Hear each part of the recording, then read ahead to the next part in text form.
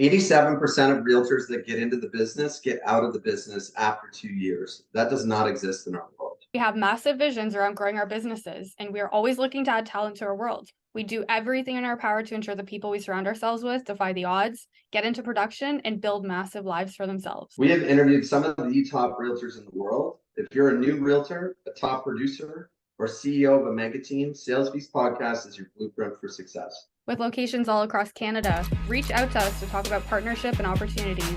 We are looking forward to it. Yes, I'm the boss. Welcome back to another Sales Beast podcast. And today we have Adam Hergenrother joining us for another episode. Welcome, Adam. Well, thank you. I'm excited to be here. And I love the boss lady sign behind you. That's perfect, actually. I'm moving offices soon, and I'm not going to have a window behind me anymore. So I got to figure out where that's going to end up. But everybody comments on it. So I got to You'll find a perfect spot. You got it. Like, how come you don't have one? I'm just curious. Like, you should have one on the other side of your shoulder that's like boss man or boss badass boy. or something that's like, that just speaks to that right there. I'm going to get on that. I like that. Yeah. I'll need Anna's help to help organize myself here. What you see right now is pretty clean. There's a little bit of mess to the side and a mess to the other side, but we'll get that set up. I think you and I run similar paths that way of how our offices look compared to Anna's right now. So yeah, shared company there. This one, it's an extremely exciting one for me. For you, Adam, you have no idea who we are, but we follow you. I just told you a story when we were offline. You're an author of, for me, what was the most impactful book in my real estate career, the Founder of The Force Multiplier. I was, like I told you, very resistant to hiring assistants. And as a result of someone putting a book in my hands and forcing me to read it, I became more open-minded. And within a month after reading that, I handed the book to someone who eventually became my assistant, and it freed up so much time for me. So thank you for that. Also want to plug your podcast, 200% Life. That's also had a massive impact on me.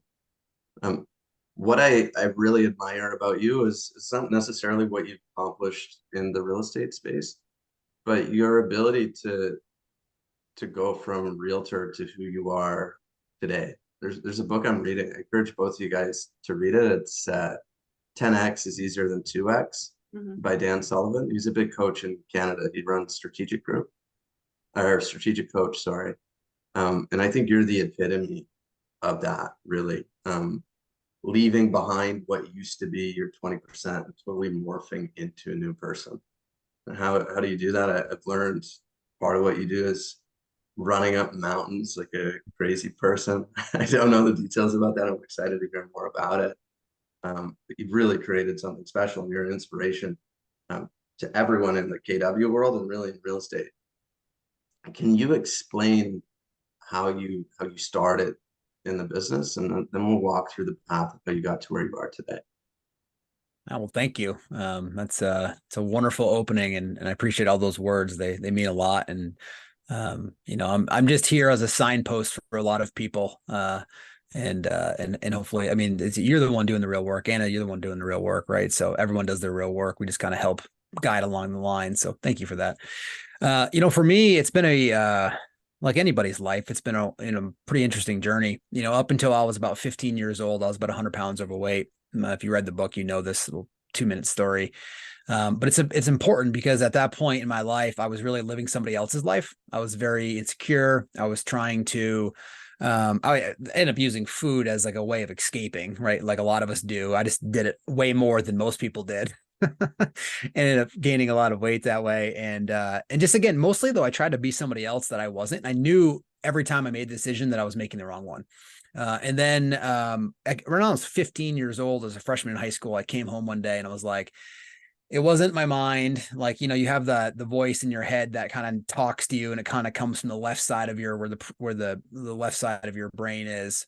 It was actually a deeper knowing and more of a visceral feeling, which is like, this is not the life you're supposed to live. And I had no idea where that was going to take me or what that movement was all about. But it gave me enough energy that I lost 100 pounds within a year. I've kept it off, kind of turned my life around, hanging out with different people, kind of advanced, kind of fast forward a little bit. I got into college and I got my first taste of leverage when I bought a vehicle for $500 with a roommate that I had that was a roommate, but not in college. If anybody's ever had one of those, right, that they kind of slept on your couch and from there, and we essentially, I gave $500 is the only amount of money that I had. And my buddy went and bought a car and he's like, look, I think we can make like $1,000 in this. And that was literally all the money that I had. And I gave it to him and we ended up making like $1,000 a piece in like 7 days. And it was the first real taste of leverage though, because I never saw the vehicle.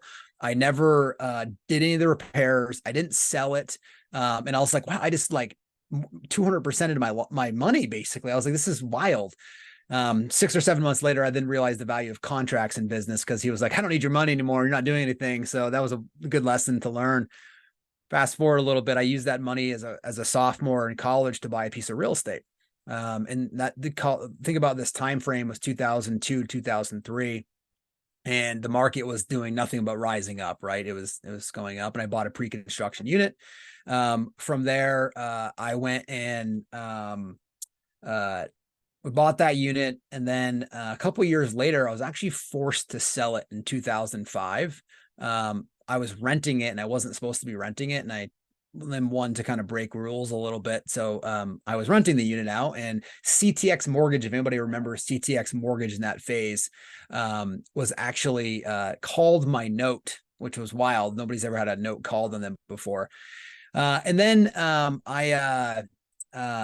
when it sold, I ended up selling for like $50,000 more than I bought it for. So I took that money, ended up selling the unit for, and made like $50,000 and started investing in real estate. But here's what happened. When I sold that unit, I ended up writing a check out for like $22,000 or $23,000 to a realtor.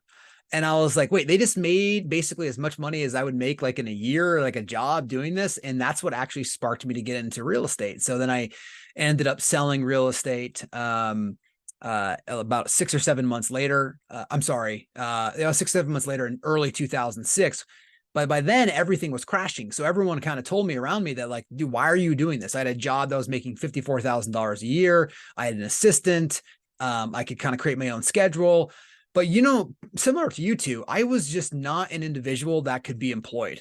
And that was no dig on any company. I didn't want anybody to ever put like a ceiling on me or a box at all. And so I just felt this urge that it didn't matter how much money I was making. I was like, I needed to go on my own.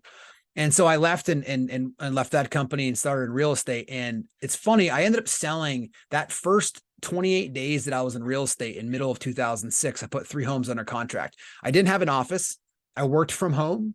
We had a 400 square foot apartment. I borrowed $8,000 to start our first business. And I showed up at the first office meeting, and I had people coming up to me that I didn't know. And they said, well, what'd you do? How'd you put 3 homes under contract? And I was like, was that bad? Was that not good enough? And they're like, no, you were the number 1 agent for the team, and you've been in real estate less than a month. And my immediate response was like, people kept going like, what'd you do? And I just turned around finally at some point. I go, well, what did you all do? I was like, then I come to realize that people just waste a bunch of time in real estate thinking, reading the paper, hopefully a lead comes to them. And I told them what they do. And I looked at like I was like literally like crazy, because I was like, look, all I did was work 12-hour days, 7 days a week. So I don't know what you did. And I ended up using that approach for about 3 or 4 years. So I worked a lot during that phase. But honestly, I loved it. Like I really, really loved being free. I loved being able to make the amount of money that I could go out there and make. I started hiring assistants really close. I went through like 6 or 7 of them. And then finally, after I kind of got my footing, after about 3 or 4 years, built the number 1 team in the state. And I started looking for, like most entrepreneurs, I got really bored. And so I don't know if you guys remember this, but at the time I did this presentation for about 15,000 people where I had clients come into my office, listing clients. I was listing 140 homes a year by myself, with 1 assistant. And I would do 2 to 3 appointments a day, essentially, for the days that I was working. And I had all of my clients come into the office. They had a cone with their name on it to come in for a reserved parking spot. They would walk up and then they would be sitting to a conference room, which they would watch me doing a video of my listing presentation. So I wasn't even doing the listing presentation, a video was. And then I would walk out of there with collecting a 7% commission for me, $544 transaction compliance fee, and a $1,498 startup initial consultation and research and development fee. I even know the script still for what it was. And so there's months I'd walk out of there with, $30,000, $40,000 in upfront fees, for what we were doing. And, mainly it was just because I just needed another challenge. And then Gary really convinced me in 2011 to start expanding. And so that's when I took this, we called it duplication at the time. It wasn't even called expansion. And, we started expanding, and I opened some other companies at the same time, and we can get into expansion, but I'll kind of pause there. The only other thing I'll mention, then there's a lot here, so you can take it whatever direction you guys want to take it in. But the reason why I started telling the story originally, I think some people get like this, at least in my experience. I had set a financial number of about $500,000 net income, that once I had that, somehow there was going to be this fruit tree sitting in my backyard, filling me with complete freedom at all times. And I hit this number when I was about 26 or 27 years old. And I felt worse. I actually felt when you are looking forward to a goal, you buy into the idea that once you get to the goal that you've set, you're then going to arrive.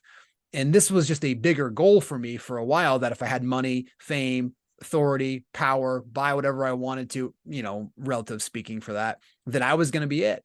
And then when I got there, I was like, I truly realized that people don't care, number one, and it doesn't bring any type of fulfillment in my life.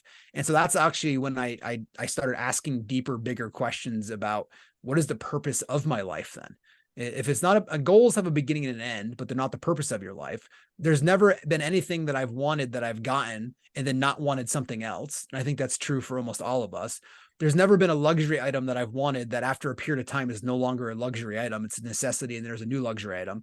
So if this whole doing world is out there and it doesn't satisfy you, then what is the point of all of this? And that's where I went into a deeper realm and started asking some pretty serious, deeper questions, and it led me to an inward path.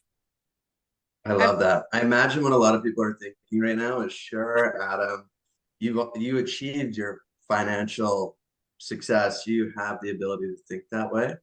And I don't know if what you just mentioned, there's something we all need to go through and learn the hard way. But I guarantee you, because I've gone through that, if you're goal focused, you're going to achieve it. If you put 12 hours a day into it, same way you did 7 days a week, you're going to get the goal 100%. But you'll be disappointed when you get there, because what you'll realize is exactly what you said. No one cares. Yeah. And you'll realize you didn't, it just didn't live up to the expectation. There's a concept. I was at a Jeff Glover event last year, and John Maxwell was there. And then I went to another one. A lot of people from your company, Livian, were there. Yeah. And Maxwell introduced this concept called, he basically said there are two types of people. You can be goal focused or growth focused. If you're goal focused, you're going to stop when you hit that goal, and you likely will be disappointed. But if you're growth focused, you're going to blow right past it. Your business is simply a conduit for your own personal development. You're not really there to hit goals. Sure, it's a measuring stick, but you're there to grow. And that's the coolest thing that I see from the true big boys and girls. Some of them we've had on this podcast. You 100% growth focus. Jeff Glover, I would say 100% growth focus. Chris Suarez, 100% growth focus. Chris and Cole, 100% growth focused. If I'm telling you guys, it's essentially you move there if you truly want to play with the best in the world. Go ahead. Go ahead. I was gonna say, you said that beautifully, and the reality is you just look back at your own life, and I think you don't need to do any more to realize you've already been playing this game. I mean, think about even when you go back to you wanting to get your driver's license. I mean, once you got your once you got your driver's license, was there anything else that you ever really wanted again? I mean, at the time you were like, if I just get my driver's license, it's going to be over. Then what happens when you turn 21? I turn 21, it's going to be over. Once I get through high school, it's going to be amazing. Once I get to college, it's going to be amazing. Whatever it is, your next step, your entire life, you've been playing this game, right? And then we just go into the business world and we say, well, then now we get bought up into this whole concept that if I can just go get what I want and make the moment around me the way that I want it to, so it fits my inner experience that I'm having, which is really what people are after, right? There's nothing that anybody ever does that they're not trying to get a better inner experience, right? You try to go get something because it turns you on. It makes you feel better inside. If you feel empowered, then you feel better. If you go for a run, you feel better. If you avoid what you don't want, you feel relieved, right? So people are always using and manipulating the external world to try to get an inner experience. And so if you want to go free, if you want to be absolute freedom, sure, there's financial freedom, there's spiritual freedom, there's, there can be physical freedom, there can be any types of freedom, but those are relative freedoms. It's kind of like, does the sun really set? Sure, in one level it does, but in the absolute, it doesn't. For me, the absolute freedom is being able to walk through this world undisturbed, which means that life's not going to be the way you want it to. It's going to present you with a lot of challenges. There's going to be a lot of obstacles along the way, but you're undisturbed. It just doesn't bother you. And if something doesn't bother you, then you're great. Then you can deal with it. Then you can handle life. And that's really where I think when John talks about, goal versus growth, which is just really, you just lean into life, and life's been doing all of this for 4.5 billion years. It's so wild to think this, right? Like if you were to take 100 million page book and you read 3 sentences and you said, I know exactly what this book is about. That's kind of what people do with life. And it's like, they think they know everything about it. It's like, well, go make your eyes see. Go tell me how you hear. Go tell me how we're doing a podcast right now in multiple different states so everyone can see it right now. Sure, they can tell me from a physics standpoint or a psychological standpoint or a physiological standpoint, but where does this come from, right? Something runs all of this, right? And that's ultimately what is people are after, which is that inner freedom, the inner peace. And I think the new wealth is the wealth of the inner experience. But here's the question. So anytime I ever get here or present any of this, people always go, well, what about the outside world? What about the outside world? What's going on out there? I still have goals. I still want to have wonderful, play with it. There's nothing wrong with any of that. You want to have a jet? Awesome. If you don't, awesome. If you want to go live in the woods, great. By the way, to go and have the idea of having a simple life or going to have a life that's lavish is still a thought. Either one of those is the same thing. One's a thought of a simple life. One's a thought of a lavish life. To me, they're the same thing. So it doesn't matter what you do with it. It just matters what part of you is interacting with life. I think that's like around the principle of the science of achievement versus the art of fulfillment. And I heard you say, I think it was in one of your podcast episodes, need nothing but enjoy everything. And so that's where I think you're really alluding to. And for me, the biggest testament that I think is a full circle moment is reading that you borrowed $8,000 to start your business in the first 30 days and spent half of those first 30 days actually attending a conference and leaning into education and growing yourself. So my question to you, Adam, is what do you do now at this stage of your business to continue educating yourself and growing? It's a wonderful question. So for me, I start my day early. I saw I'm up between 4 and 4:30 every morning, even on the weekends. There are an occasional weekend that I will sleep in till like 6. Actually, like a month or two ago, I slept in like 7. And I was like, people were like, "What's wrong with Adam? Is he alive?" Like, it was funny. But I just enjoy. And I never wasn't. People always, oh, you must have been an early person. No, when in college, I slept till like 2, right? It was never an early person. It served me in a better way. So anyways, I get right up and I meditate first for 20 minutes. I do what's called transcendental meditation. And then right after that, I get into a series of journaling. I have a journal for each one of my kids. So every single day of their life, they have a journal about their life, photos, what they did, what they said. So they have a collage of their life. I have one for my wife as well, too, the things that I'm grateful for her. And then I have one that's my own. It's just my own journal. That's just the good, the bad, and the ugly. It's a clarity sense. It just kind of gets it out there. Anything I need to journal about. I don't really ever go back and read my journals. Some people do. I don't. I just kind of send that out there. And then I get into anywhere between 1 and 3 hours of exercise a day, depending on the day of what that looks like. And then I'm back and I usually help my kids get ready. and go from there. By the way, when I'm exercising, I will listen to a podcast or a book. Like I just finished in the past couple of days, Elon Musk's book. If anybody has not read that, I would highly recommend reading that. 17 hours on Audible, but it is a phenomenal book. I don't think there's any excuse for how Elon Musk acts in his world, but I think the book gives you a really good insight into why he acts the way that they are and how the threads between the success he's had and the demons that he has are so interconnected. It's just a really fascinating listen. Walter Isaacson does it, who did Steve Jobs, right? And, Da Vinci and a bunch of others in their biographies. And so I'm listening constantly and reading a lot. And then I meditate again in the afternoon. So a lot of my, and then reading and listening in between those periods of time, it's a purposeful preemptive strategy. If I miss that morning, I'm just not the same. I think you all probably agree with that. Like if you, whatever your habits are, if you just miss that, you just don't feel connected from there. But here's the difference. I think between, and this isn't just for me, this is for a lot of people, is I actually take a lot of action on that. So I have models in my life that I use, but if I hear something that could be enhanced or maybe a little bit varied from my current model to make it stronger, I have no problem failing forward with that or trying that forward. And so I think that's a big thing for people to learn, is not just to read for reading's sake, but to read to be able to implement for the models of your life to help grow. That could take a simple example.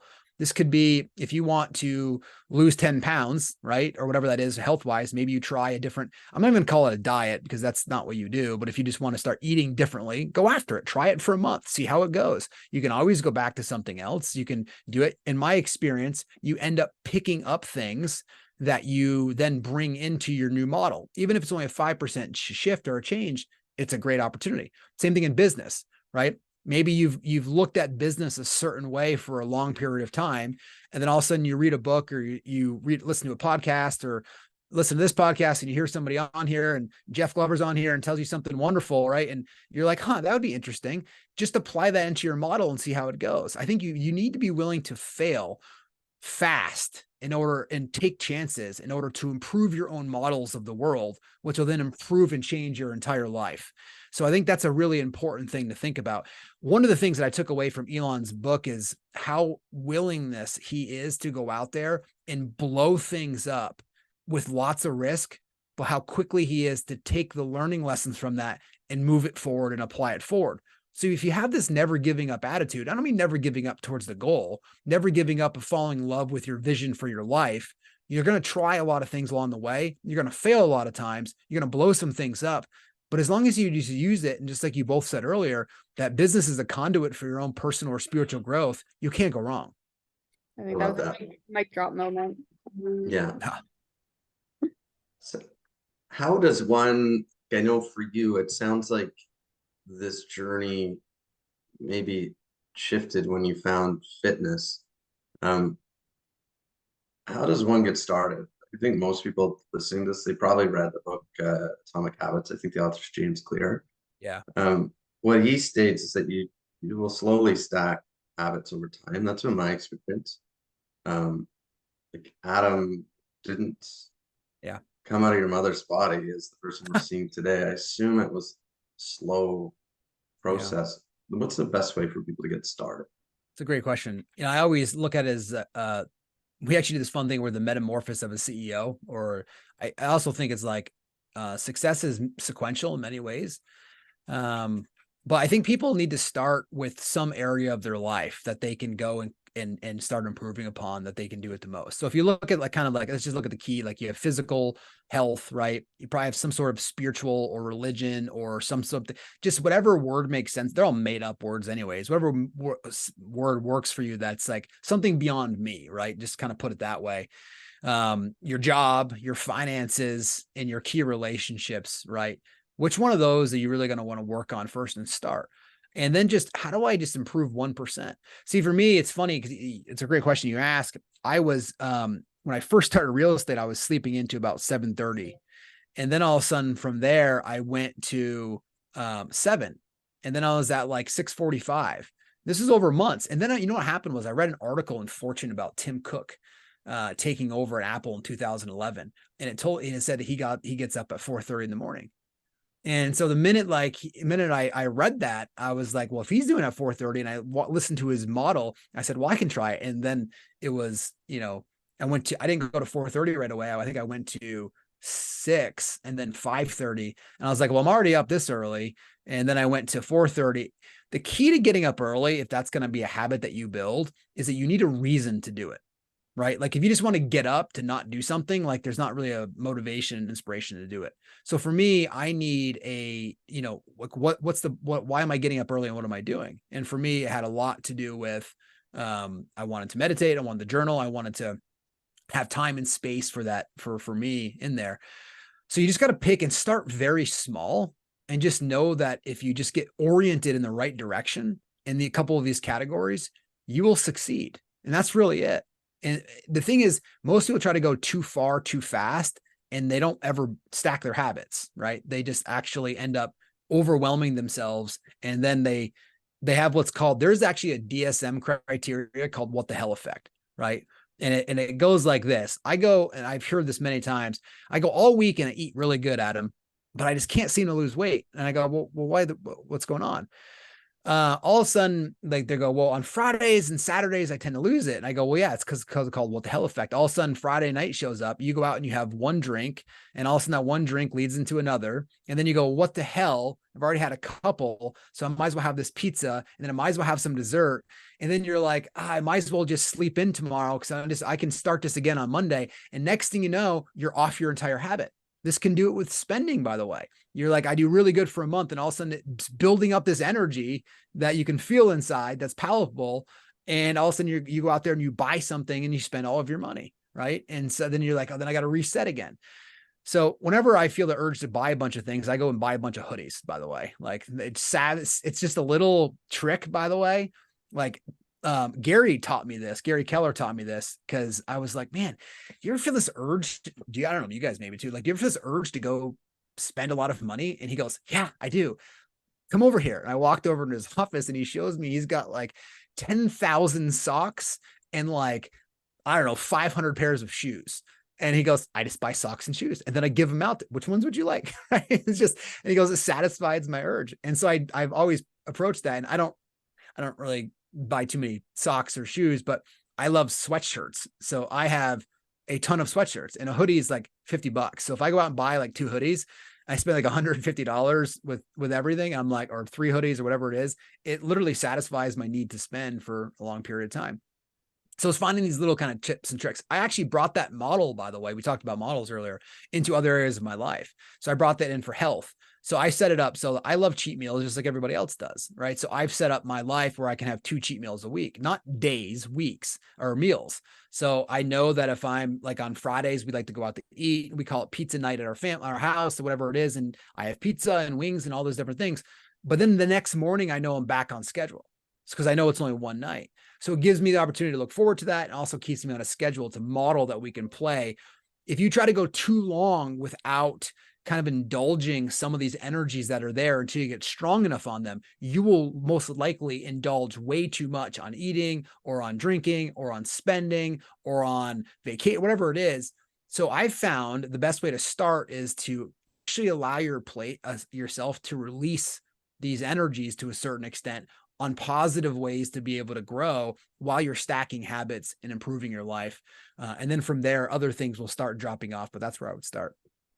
Yeah, I think love that. there's like some signs around when you're actually building habits. If you skip your habit one time, now your ability to keep that habit decreases by 80%. You missed it a second time, it decreases even more. By the third time, you can basically kiss that habit goodbye.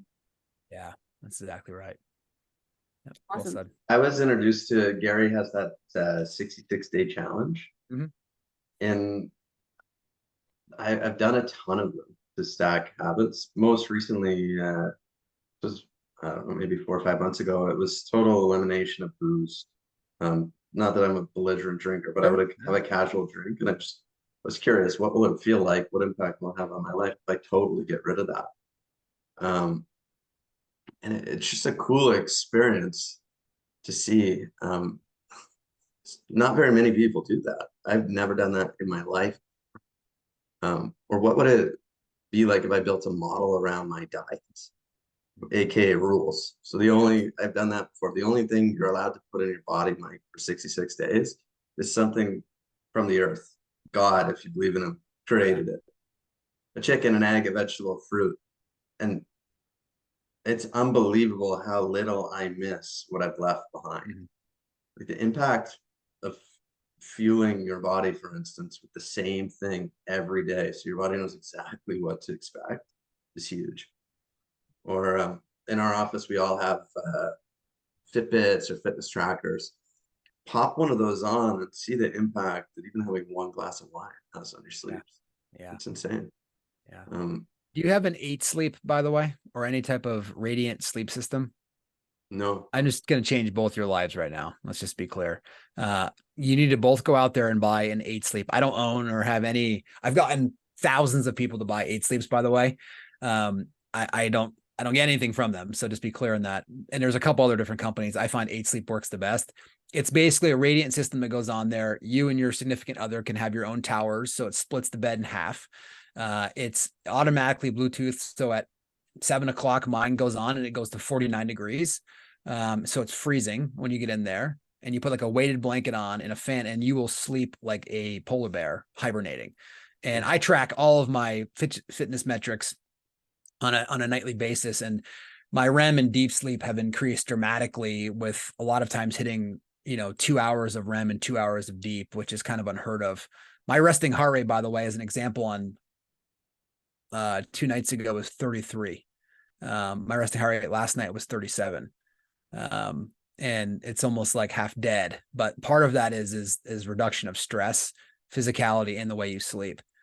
So all those things, but 8 sleep has been monumental in my life. I mean, I think that's crucial for someone like yourself, where you're constantly dealing with people. You have multiple companies and businesses that you run. You need to keep your stress and your cortisol level as low as possible. And I'm sure that like having better sleep impacts all of those things, right? Yeah. Yeah. Well, it gives you the ability to stay centered. And that's a big Zen word. All it means is that when you're clear, and that when you're lost, right? When you're lost, you're like, I can't believe I said that to Mike. I don't know why I would do that. I'm so sorry. You're lost. Look, as a leader, your work product is decisions. If decisions are your most important part of your work product, I mean, that's your digging your ditch. That's what you do. Then you need to work backwards and realize, how do I put myself in the best decision to make the best decisions for the organization? The companies that are mediocre, the companies that are average, the companies that are great, and the companies that are wildly successful come down to organizations that have leaders that are effectively making 10% better decisions every day than somebody else. So then if you want to, again, it's not one gigantic necessary decision. It's a lot of micro decisions that happen every single day. Jeff Bezos actually famously said, the most important thing that I do is make three quality decisions before 10 o'clock every morning. And he was a big fan of getting 7-8 hours sleep. And, Elon Musk will talk about how he makes 100 decisions a day. He's a different type of animal, but he said that's what you got to make a decision. So wouldn't you want to set yourself up with the most clarity, the most visibility, the most direction, the most vision, which is aiding in your ability to make a higher quality decision, which again stems from sleep, foods you put in there, your exercise, your relationships, right? And then of course your inner state. And so for me, that's why you really go deep into this inward world, which allowed myself to not be bothered by the things that happen outside, so that I can actually deal with what's in front of me. Look, if you're a doctor and you can't handle the sight of blood, you're no good. If you're a leader and you get so outlandishly frustrated with people, you're not going to be any good. If you're a leader that gets, that is high on its own energy, that you need to go out there and, let the world know who you are, you're going to selfishly make decisions that are best for you. And they will show up over time. Sure, you may succeed financially, but you're going to be miserable inside. And so it comes down to, okay, how do I, as a leader, make the best decisions, and then act on those decisions, engage in the world, but just make sure you're doing it from a clear sense of purpose and with clarity. Well, I mean, a big testament to that is that you guys have won Best Places to Work in Vermont. You have lots of accolades that show up as a result of the decisions that you've made and the people that you've surrounded yourself with. And one of the things that I hear you talk a lot about is the culture of work-life presence. Can you talk to us a little bit about that? Yeah, It's not really about work-life balance. If you looked at that itself, it would be like that means that you would work basically like 80 something hours a week, right? Which I don't know, most people don't, right? Um, that's work-life balance. The reality is like there is no separation between work and life necessarily anymore. And I don't even know if there really was. We may look back in older generations to say that there was. Maybe there's an argument for it, but I wasn't there to experience it. All I know is that, it's work, it's life, it's integration, it's this presence. So really what it means to me and what we try to instill in our companies is no matter what you're doing, regardless of the time of day that you're doing it, be fully present with the moment that you're in and serving the moment in front of you. That's work-life presence. So therefore, if you're working, don't thinking about being with your kids. If you're with your kids, don't be working. Right. So if you're choosing to go do an activity, which may mean I got to go work a 12-hour day. Okay. If that's your decision, that's what you're doing. Don't be bothered by the fact that you're now working a 12-hour day and wishing that you were sailing. I would rather not be rathering and be in the moment, right? It's like you see those bumper stickers. I'd rather be sailing. Why would anybody ever put that on their bump? Now you're just going to suffer and you're going to pull yourself out of the ability to lead your organization. So if you are present in this presence that you're in, you're walking to the bathroom, you're engaged in walking to the bathroom, not listening to the mind tell you what's going to happen next. That's how most people live, is they're so glued to that voice in their head, which also you also know there's emotions in there, that they don't realize that voice is actually directing their entire life. It's like a 2-year-old toddler that is spoiled in there, that you have in there, that is constantly asking you for you to do things. Go get this job, go over there, go do that, go say that. I can't believe they would say that to you. You got to go hurt that, whatever it is. And they just go out and act on it.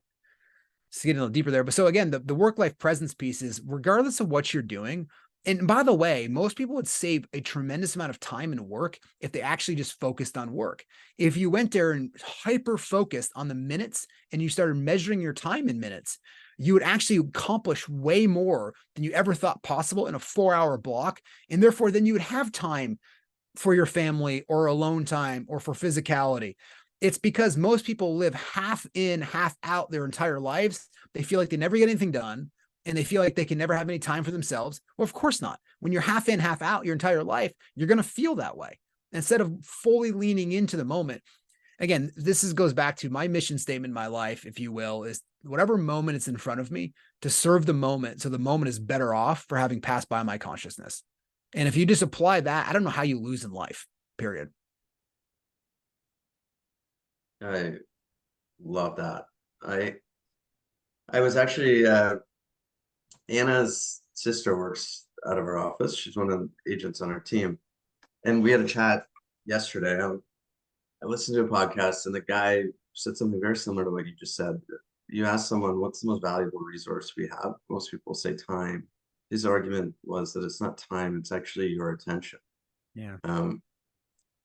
And it's amazing what you can get done if you're focused. And I forget which one of Gary's books where he talks about Parkinson's law, the work expands the time allotted to it. And see, when you're about to go on vacation, you do become hyper focused and you get way more done. And you see that we all have 24 hours in a day. You, Adam, get way more done than I do because you're hyper focused. I think that's such a great message you just shared with everyone. And it's a great reminder to me. Where my head also went was what you mentioned about decisions. You have all these high-level people that place priority on their ability to make good decisions. I think a lot of us rely on our past experience to make decisions. Mike has lived on this earth for 34 years and I've had a certain experience. So I'll make my decisions based on my experience. Why not do what Adam does and go work out for 3 hours and plug into the best in the world for 3 hours? Think of the impact that will have on your ability to make decisions. And you can make decisions based on people that are in some ways already where you want to be in the future. I love that lesson. Yeah. You're spot on what you said earlier about time. I like to think of it similar, which is really people are after the depth of experience. They're looking actually after the quality of the experience. The reason why people are afraid of death is because they think that death is taking something away from them. Death doesn't take anything away from you if you live each moment fully. The problem is most people are still looking for an experience that some future moment is promised to give them. And they're actually taking themselves out of the fact that the only experience you're ever going to feel is the moment you're in now. Otherwise, you're living mind in the future or the past. So people get nervous or scared about death or something that's about to happen because they still think life owes them something. They still think that there's some special experience that they need to go obtain. When you stop and call off the chase, you realize the experience that you're looking for is directly sitting in front of you. It's now. It's in this moment. And that can be your greatest gift once you realize that, because then there is no fear. Then you can go out there and serve the moment with 100% clarity. It's true. I think people create that FOMO experience, that fear of missing out when they're thinking about the future. They're reminiscing on the past rather than just staying present. So thank you for sharing about that. I had a question for you, and this is something that I was very curious because I like to see how people's brains work. But what is a question that you wish people asked you more often? I would probably say I wish people paid attention. I would probably, if it was a question directed at me, it would be, what is this voice in my head all about? I think that's the most important thing you can learn in your journey, is that you are not your voice in your head. The minute you realize that, you'll have a whole sense of freedom and clarity. It won't trap you to it as well. For I think sure. that's a great place to end it. That is 100% a great place to end it. Do you have one more minute just to give us a little bit about your book? Tell us about the 200% Life, because it'll be launching next month. Yeah, sure. So we're excited. On October 9th, we launched the 200% Life book. This has really come from decades of teaching this to over 1,000 people that span our companies. And it's really a model of how to live your life, which is the quest and really self-therapy for me, which is, how do I have this inner experience and work on my inner life, my personal growth, my spiritual growth, whatever word you want to use. And at the same time, how do I go live in this extraordinary, wonderful place that we call Disneyland every day? There's birds that sing to you. There's trees that look different. Animals look different. People are all shaped in different colors. How do you learn to really lean into both? And for me, the 200% Life really is a model of how you can live your life so you can really focus on the quality of the inner experience and then not sacrifice the outer experience as well too. Amazing. Thank you for sharing with us today, Adam. I know you have to run, but it's been a pleasure having you here with us today. Any final thoughts or questions, Mike, on your end? No, I love that. Thank you so much for your time. Thank you for allowing me to be on. You guys are doing awesome stuff. So thank you. Thank you. Take care. All right, guys. Bye. Every day I'm hustling, every day I'm hustling, every day I'm hustling, every day I'm